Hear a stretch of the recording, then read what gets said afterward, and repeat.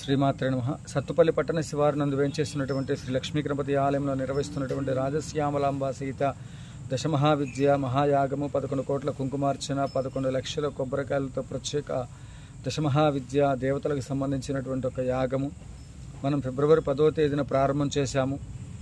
ఈ కార్యక్రమము ఇప్పటికీ ఇది మే నెల 28వ తేదీకి 108 రోజులు దగ్గర అవుతూ ఉంది. లక్ష్మీ అష్టోత్తర శతనామావళి 11 కోట్లు పూర్తి చేయాలి.